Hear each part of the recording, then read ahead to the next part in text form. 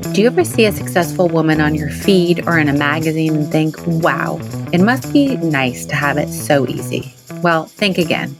Behind that glossy cover or smiling face is a ton of hard work, countless failures, and endless learning experiences. I'm Rebecca Minkoff, and I'm here to tell you that success isn't a walk in the park.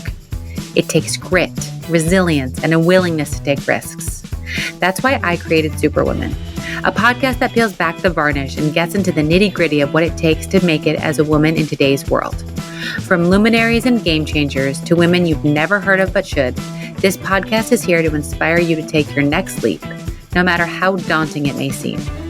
We'll explore the sacrifices these women have made, the highs and lows they've experienced, and the lessons they've learned along the way.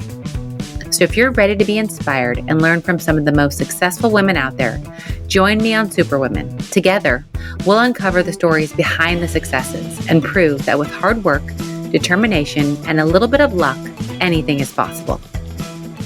Hey everyone, you're listening to Superwomen. Today's guest is a woman I met at the Fortune's Most Powerful Women Summit back in 2018. I was so impressed with her, not only because I am a huge fan and passionate about her products, but everything she's built, the challenges she's overcome. Julie Smolyansky, the CEO of Lifeway, she's taken this company from 6 million to almost 200 million after her father tragically passed away. And she was given the reins of this company at the young age of 27 and fought against the odds of people trying to oust her. Take a listen. Welcome, Julie, to the podcast. This has been years in the making, and I'm so happy we finally get to do it. Yes, I'm so excited too. It's been so fun watching you launch this podcast. It's amazing. Good for you. Oh my gosh, it's a labor of love, let me tell you. We met at a Fortune's Most Powerful Women Summit probably in 2018, and my son loves kefir. Yes. Or as the Americans say, kefir. Yeah. My husband and I actually got in a huge argument about it once because he kept saying, buy more kefir at the store for Luca. And I was like, it's kefir. And he was like, we got into this whole thing. And then he played it on Google, like when she talks, and it was like kefir. So It's for those who need to know, it's both. Okay. I can't wait to share that with him. So I know that this is a family business that's been around for how long? So my father founded it 38 years ago. If my Wow. math is correct, I might have stopped counting, but in 1986. Yeah. And he was the first Soviet immigrant to take a company public. So he founded it in 86. It was super successful, and he took it public in 88. So yeah, it's been a while. So he had it for 38 years. And when he wanted to pass the torch, he said, like, Wow. how did that, like, tell me about your background and then how you were kind of primed to take the baton. Sure. Well, he was grooming me from the time I was a kid, both me and my brother, but he unfortunately had a sudden heart attack at the age of 55 when I was 27. And so I unexpectedly took over in the middle of the night, basically. It was incredibly traumatic and horrific, really one of the most challenging times of my life. And it was, all I could say was horrific. Yeah. It was horrible. It was just absolutely horrible, personally, professionally. And, I really had to rise above and overcome the greatest challenge of my life, and probably his. My parents and I were refugees from the former Soviet Union. I was born in Kiev. We escaped through a small slit in the Iron Curtain in 1976. We were the first 48 families to be resettled in Chicago. And I'm really grateful for that. And, the choices, the risks that my parents took. And I watched them, jump right into a new life without any resources, no language, no money, no friends, nothing. There was no Google. They didn't know what was behind that Iron Curtain in 1976. And they risked everything. And I watched them, with significantly less resources, do much more in their life.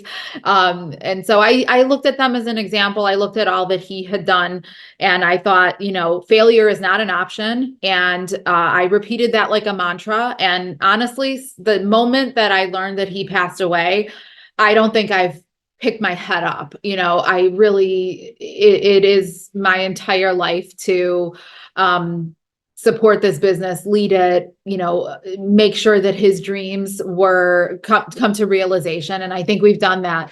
I came to work for my father when it was a $6 million business. I was his first English speaking employee. So kefir is a staple, or kefir was a staple from the region where my ancestors are from. And it's something that was passed down for over 2,000 years. The babushkas, the grandmothers, really maintained and guarded the recipe generation to generation, and shared, the stories and the folklore around it. And it's, I feel really honored that I was given this torch to carry it forward and to bring it to America, and to help. While my father brought it to the States, it was a $6 million business when I came to work for him. And today we're almost a $200 million business, and we own this whole category that we created. The conversations around gut health, I really feel like it's just day one. We're just learning about the science behind what my ancestors knew intuitively in their gut. And that is just really so special to me. So yeah, I mean, mostly it's just this sense of like, I can't give up, and I have so much to do, and I have been given such an incredible privilege. And so, I'm just excited and honored to get to lead this company and all the people, and get to share it with the rest of the world. I mean, to know that you came to work and it was 6 million and now you're over 200 is wildly impressive. I mean, we're not over. We're just about. We're close. Okay. Still, the fact that you're even in that part of the stratosphere is impressive. So I'd love to, if you don't mind, and it's not too hard to talk about, that moment where your father has a heart attack. You realize you're 27. It's a public company already. So how did you stave off what I assume was power grabs? People that are like, she's just his 27-year-old daughter. What does she know? And you're also dealing with just the pain of all that all at once. So take me through how you navigated that, because that could not have been easy. Rebecca, you nailed it. That is exactly what happened. The night he passed away, like all the friends gather at the spouse's house. So all of his friends came to, help us.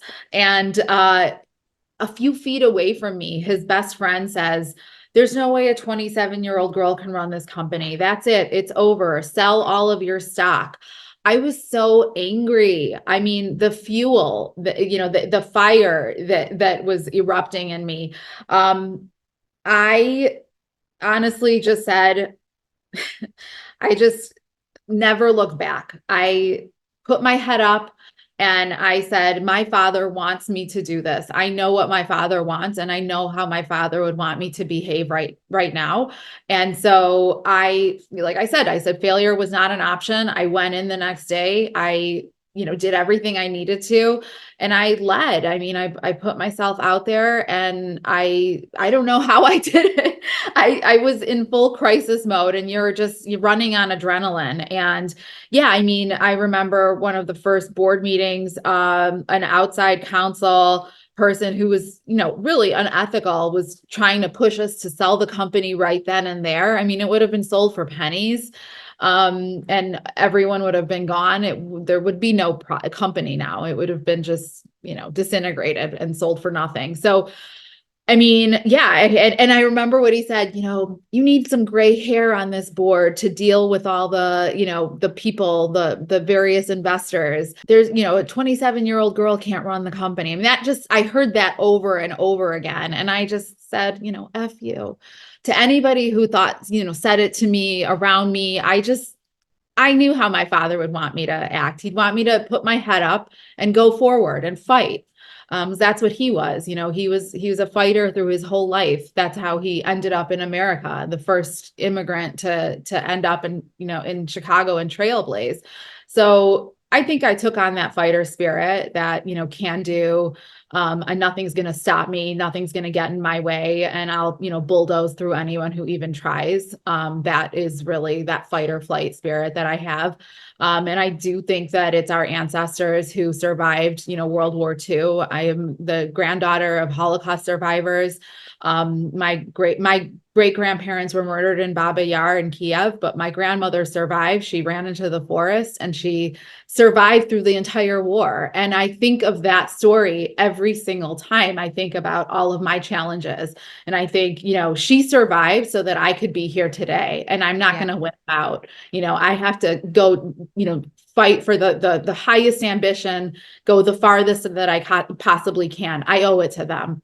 Oh my gosh. Yeah. I love that you have that spirit and viewpoint, because when you said just what your father had to go through, not even your grandmother, which was probably its own nightmare, but what your father had to go through and what he instilled in you. And then you look at kids today that are like, I don't want to work that hard. I don't want to stay past 6. I don't want to, whatever. I want to get rich and retire early, or whatever all those things are that 20-year-olds seem to be excited about. It's like, you have no idea what people had to sacrifice and what they had to do just to get to America and then make it, and then to build something. Like, the odds were so stacked, right? Your dad didn't speak English. And so in that moment, when you showed up to work the next day, like, how did you know how to be a CEO?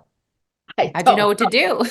I don't know. I mean, I just made, one decision at a time. Somebody gave me this advice. I'm probably saying it wrong, but how do you eat an elephant? One bite at a time.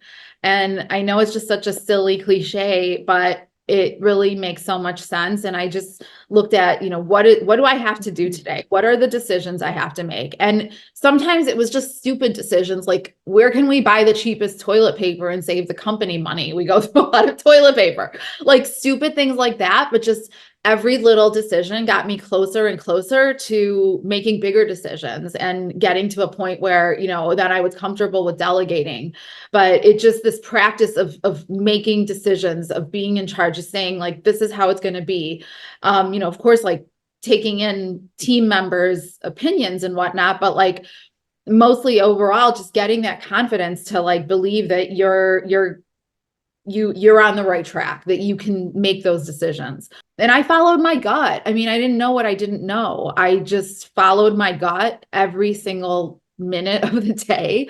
I listened to that intuitive feeling, and most of the time it was right. I really can't recall a time where my gut was wrong. And the times that I've been wrong is when I went against my gut reaction, my first gut feeling. I'm sure you can appreciate that too.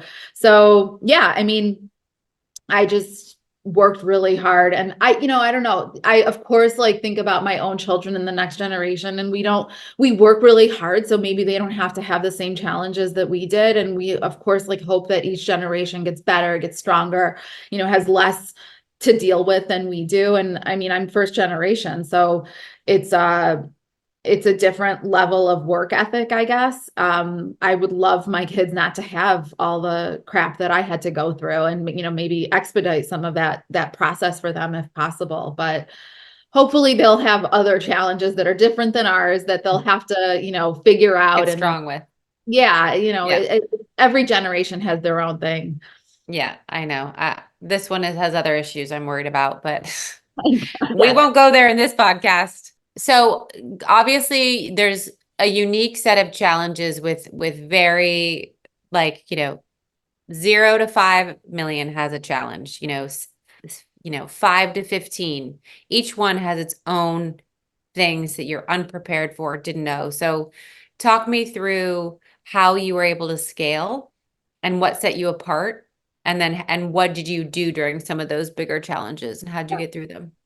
Yeah, well, I really, first of all, leaned into all of the things that I knew that I was good at. Like, I just looked at what's my skill set, and I'm not an engineer, I'm not a CFO, I'm not a finance expert, like accounting expert, but what was I good at? And I leaned into that. And then I I did more of that, or thought about like, what am I uniquely qualified to do that no one else in this organization can do?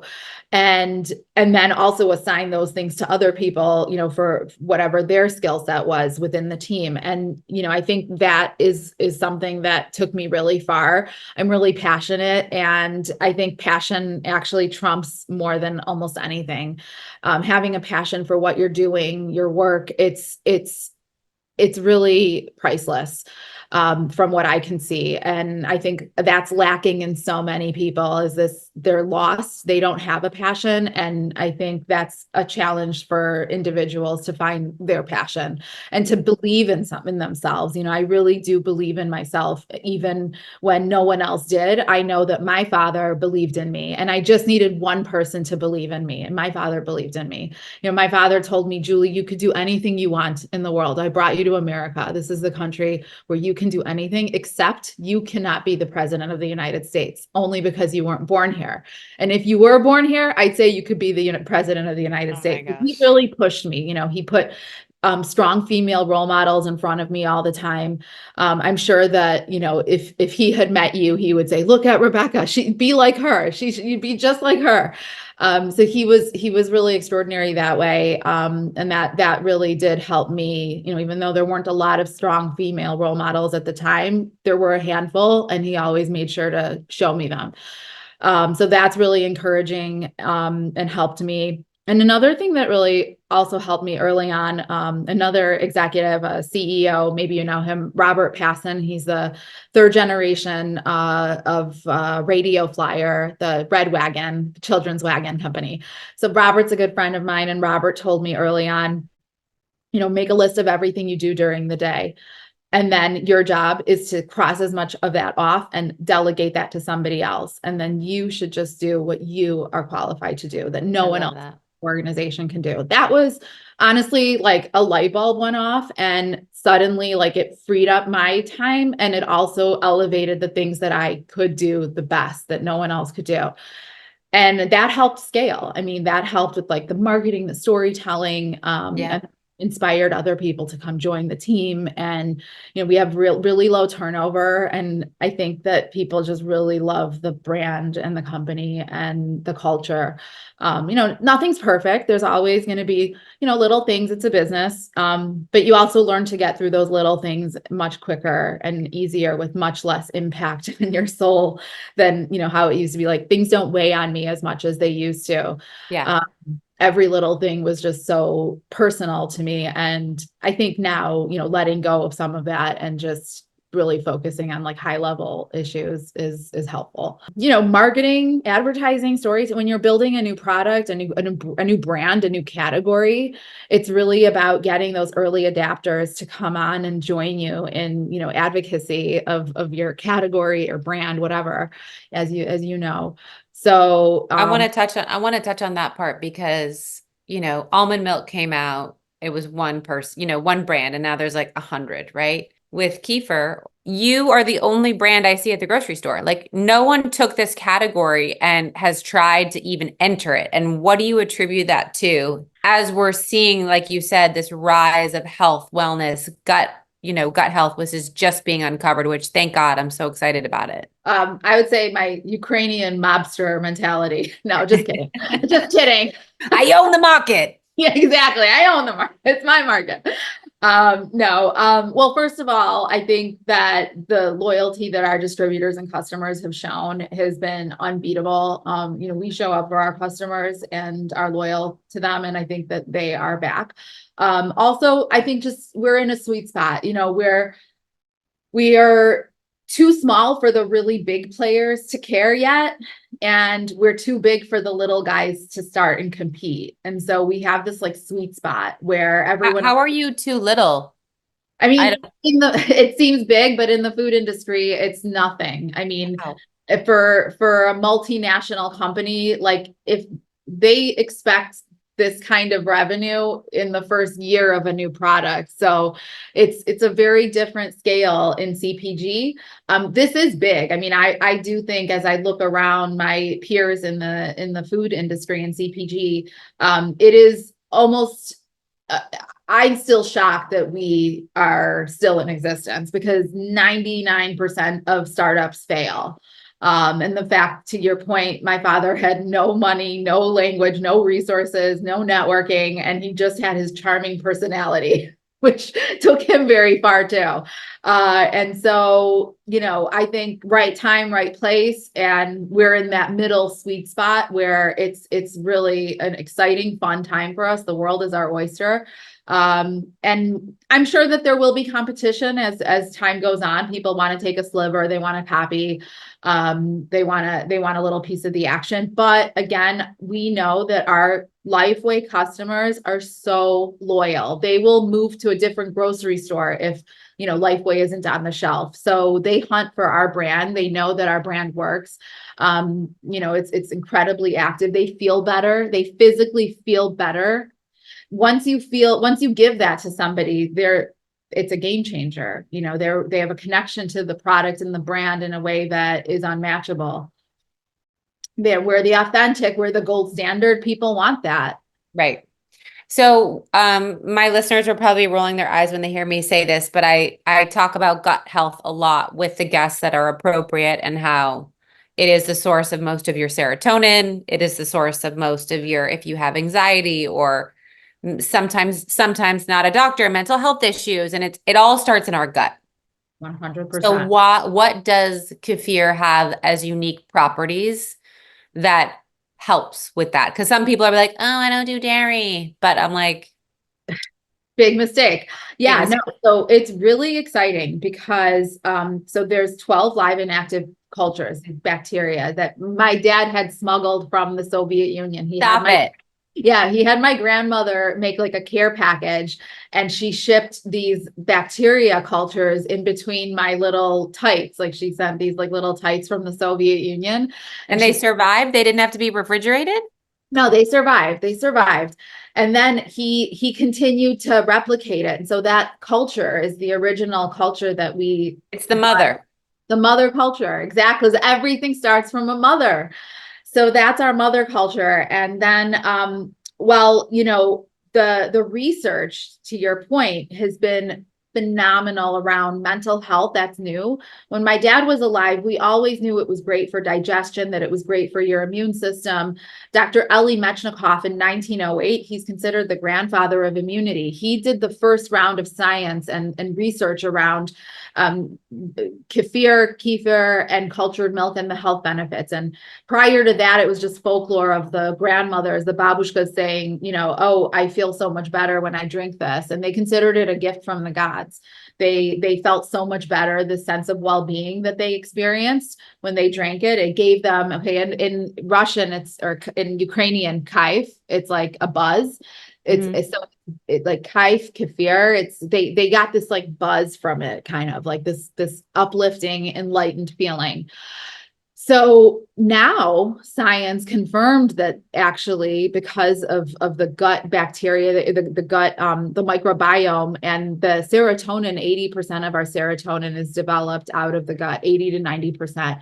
And so it does control your anxiety, stress, depression. That is so exciting. And I'll tell you, I remember being in college and coming in, I had a mental health crisis, and coming into my dad's office and asking, I needed to see a therapist. And I'm like, will you pay for it? And he goes, yes, of course. But, I'm going to heal you. You just have to drink our kefir. And I was like, oh my God, you're crazy. It's like, this is for a grandmother. Like, this is not going to solve my mental health crisis. And he was totally right. He was totally ahead of it. And he studied all the benefits early on. I mean, he was obsessed with all the health benefits. And so the bacteria eats the lactose in the milk as its food. So if you're lactose intolerant, you can still consume kefir easily.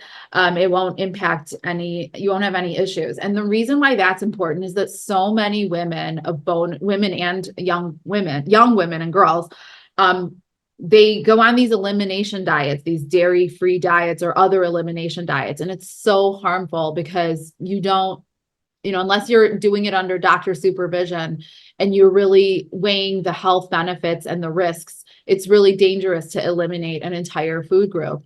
Yeah. And dairy specifically, it's important because the way that the protein, vitamin D, and calcium and other nutrients in dairy interact, you need it for your bone health. I mean, I really feel like we will have a generation of women with osteoporosis, like epidemic levels of osteoporosis, because you should really only eliminate dairy if you have a serious allergy, like a real reason that you need to eliminate it.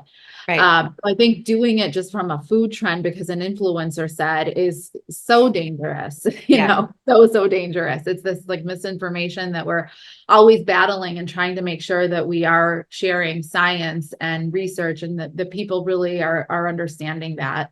And understand, like, for example, I think the lactose intolerant one is something we get over and over again. And also the other exciting research is that not all probiotics are the same. So when you take it from a pill, the gut is incredibly acidic. So most probiotics won't survive the entire digestive process, and you won't get those health benefits. It's kind of a waste.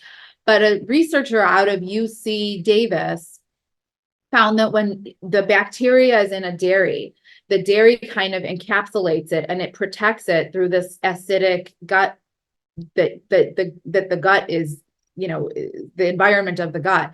So really, when it's in a dairy form, it can survive that entire digestive process and make it to the finish line without getting too graphic. Wow. Really working that entire process. So it's really important that the people understand that not all probiotics are the same, and that when it is in a dairy environment, it's really the best way to make it work for you. Wow, that's good to know, because I passed by at the health food store, like the wall of probiotics, and I'm like, none of those will survive. And then I found one capsule that like is so strong that like, it survives, but I'm so glad to hear that it survives in dairy. That's really cool. Yeah. So yeah, that's, I think, exciting kind of nutrition information that probably not everyone is aware of and understands. And I think specifically with dairy, there is a lot of confusion and misinformation. And in general, just like with food and diet choices and lifestyle, like we get so much information. We don't know who to trust, what to believe. This year, eggs are in, next year they're out. Steak is good now. It was bad last year. Butter is bad 10 years ago. Butter is fine today. Like, you don't know. It's so confusing. And so I really empathize with the consumers' decisions. My whole life was brought up on this, not fat was bad. So my whole life was non-fat milk, non-fat cream cheese, non-fat everything. And I would like look forward to going to my friend's house, and they made mac and cheese with real cheese and real butter. And the taste of that's how I make it for my kids now. Like, I have the Kerrygold and I'm like dumping butter in, and it's to compensate for the fact that like I literally had like watery, sad meals. Oh, me too. I mean, we grew up I think we're probably about the same age. And I mean, Susan Powders, like, I remember those infomercials where she'd get on and talk about the rice cakes and how many rice cakes you could eat and all the fat-free food you could eat. And yeah, I mean, we really did a number on ourselves. It's really hard for me to get out of that mindset. But what I love, and I think that's why, I mean, I definitely had some challenges with eating and issues around eating, like all women do. I think growing up in our society, and, today kind of recognizing that it's not about what we eliminate, but it's about what we put into our diets, what we put into our bodies, how we can nourish ourselves, how can we feel whole and healing, not to punish ourselves and feel restrictive and angry and, feel like we're missing out on life. I mean, I was just mentioning, I just got back from Italy with my kids, and we ate the most incredible food. And it's the first time that I really ate so freely, because every other time I've always been restricting, like, I'm not going to eat that pasta. Just give me the tomatoes. Like, and it's just so much more fun when you can have the whole range of food and feel liberated without those fears. Yeah, totally. I agree. I've been on a calorie restricted diet since January to lose the baby weight, but I haven't let myself, like, I have a gluten-free brownie right here that I was like, I'm going to have part of it, like I'm going to just figure it out. And I feel like when we restrict, or when I restrict and I just eliminate, like you said, whole food groups, that's when I then have to binge, because it's, it's Yeah. so like withheld. But if I have a little bit and I can control it, then I feel good. Like I had my little sweet, I had my healthy salad for lunch. I'm gonna have a healthy dinner, so I just feel like it's that balance. Absolutely. The balance is the key, because yes, when we have a little bit of everything, we don't feel like we missed out. We had a taste here, a taste there. You don't need to eat an entire pizza pie, like the whole pie, but you could have a slice, and Yeah. that's fine. And so yes, I think just being more compassionate with those food choices. And so I feel really honored that I get to lead this conversation within the food space, because of course, like the thing that was the biggest challenge for me as a kid, as a teenager, as a young adult, now I get to kind of heal from that whole Love that. experience and I help love others that. as well. Yeah, so it's So, great. And skin so too. We didn't even talk about skincare. I mean, that's a whole new thing that I didn't even know about either. This is recent research that we're finding that the gut also helps control beautiful, glowing skin, and just skin care in general. So yeah. beauty inside out. So Margot Robbie's nutritionist on the set of Barbie, they had a nutritionist to advise all of the actors and actresses on food choices, and she recommended kefir for glowing skin for all the actors and actresses. So once I told my teenagers that, they were drinking it like every day, like 3 times a day, like obsessed with it and telling all their friends. And so, yeah, I think, that's another new area that people really are fascinated with, in improving their skin, and doing it from the inside out through food. So it's exciting. So what would you say, as you look at the next 20 years, 20, 30 years, what is most exciting to you, and you're leading a public company? Like what is your next sort of goal? I mean, just continuing to scale, of course, is key. I think there's still so many consumers here that don't know about kefir, that are just starting to learn about it. We always think about the coasts, California, New York, Chicago as well, because that's our home base. Florida, Miami. We think about the top markets, but really it's the rest of the country also that's just starting to learn about the health benefits and wants those health benefits as much as anyone else. Mm-hmm. So scaling all across the US, helping educate people is key. Bringing new innovative flavors. We're just about to announce a number of 8 new flavors, which is really exciting. It's really fun, like trendy flavors: hot honey, passion fruit, pink dragon fruit, play off of the Starbucks. Guava is a new one, lychee, grapefruit, elderberry, kind of a play on a Oh, wow. paloma. So really fun, hot, buzzy flavors. That's exciting and fun. Continuing, we have a pouch product for kids that we launched back in 2007. We're scaling that. We were the first pouch company in the United States, and we really disrupted the entire baby food space. And that's exciting because we're really like taste bud training, teaching new generations of kids to be comfortable with that, tangy, effervescent flavor that you get from kefir and fermented dairy, because it is really important. And I don't think that, in Europe, they grow up from cradle to grave consuming some kind of cultured dairy product.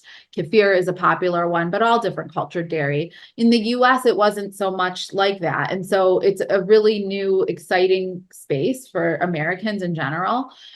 So, scaling to Americans and then international. I really feel like, we're at that place where we need to take our brand and make sure that it's available in every country. So if you go to the Caribbean, if you're in Mexico, we're the #1 brand.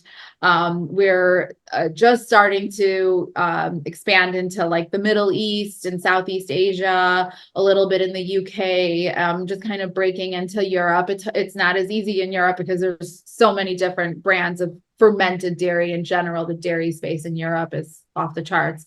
But I want to really take Lifeway and make it for kefir how Tropicana is to orange juice or Hershey's is to chocolate. I feel like we own this category in America, and the next step is to take that category leadership globally. So we've been trying to do that. Of course, COVID put a little bit of a damper into those plans. It became much more challenging to do that internationally, but the demand is through the roof. During COVID, more science and research was conducted around the microbiome and kefir in 5 years, let's say, than in the entire 2,000 years of our history of computing. Yeah, lots of incredible research, and it's building and growing so much faster through AI and the sharing of information across science, fields and countries in a way that wasn't possible 30 years ago. I mean, I remember my dad talking about some science research that was written in Polish, for example, and try to translate a scientific article from Polish into English 30 years ago before Google Translate. So there's a lot of that kind of information that we're expanding on now, that we're just learning about the microbiome and all the ways that it can help. But I really do think it's really the key to overall good health. And so many of our customers come to us during a health crisis. Maybe they have a relative on chemo and they can't consume any products and they can't hold anything down but our kefir. I can't tell you how many people have told me that. And it's so touching and beautiful to be able to give somebody, maybe you can't heal them fully, but you can give them a little bit of nourishment, a little bit of satiation, feeling better a little bit. That's really powerful. Wow. So those are the things, just keep doing what we're doing, keep scaling, keep supporting our local communities, keep building on what we have. We have such a great opportunity. The momentum is at our back. People are really finally starting to make that connection around gut health and that conversation. We're there. We're ready for it. I love it. I love it. So I already asked you one of the questions, or you inadvertently answered it, that I ask all my guests, which is a piece of advice that you'd like to pass on. So that you either learned the hard way or someone gave to you, is outside of the Red Wing example, Red Wagon. Is there any other piece of advice you'd love to leave my listeners with? Yes. I mean, I think the number one thing is put your own oxygen mask on before you can help anyone else. I think that's so important, and we underestimate it. I know I underestimated it, and I definitely, got to a place of major burnout and full exhaustion, and have hit that, wall of kind of being in a crisis because I was so burnt out. So you can't help anyone when you're running on. So self-care is so important. I think our careers are a marathon. It's not a sprint. It's not about today or this week. It's your career is with you forever. I mean, I can't ever imagine like retiring. That's just not for me. And I also love it. And I want to be in a place where I don't resent it, where I'm not like counting down the days until my retirement. Like, I love waking up and thinking, like, how can I bring something of service? How can I be of service to the world today, to my team, to my community, whatever that looks like. But I can't do that if I am not well myself. That means, well nourished, working out, getting your blood moving, eating the right way, taking breaks, doing things that bring you joy, spending time with friends, spending time with your community, doing whatever that is for you that refuels your cup, so that you can go back and give back in a full place of fullness from yourself. Couldn't agree more. And it comes from a place of not doing it sooner. I feel like I approached probably the first 18 of the 20 years in business with, I can't do that. I can't leave early. I can't come in late because I wanted to do this for myself. Or like, I just remember even feeling guilty about going to the gym in the morning and being a little late to the office, because what kind of example would that set? Well, if you are the face of the brand and you better look good in everything you're selling, like, going to the gym is actually not only good for you, but like, it's part of my job, right? Yeah. But it took me till we ironically sold the company, where I was like, now I'm going to take these pockets and I'm just more inspired, more excited, and I'm working harder, but without the pain, right? Yeah. Because I never would let myself refuel. So I love that you shared that advice.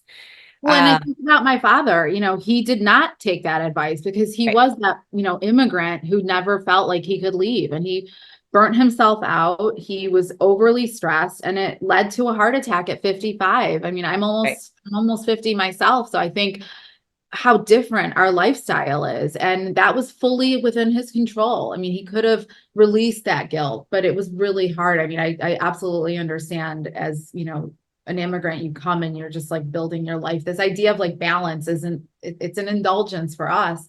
But I think that's the point. That's what our parents did for us, to sacrifice so that we don't have to do that. And I hope that each generation gets better and better with that. And especially as women, but like I wanted to be the best mom, the best partner, the best friend, the best community leader, the best CEO, the best everything. And what about just me? Like when was there time for me? And Yeah.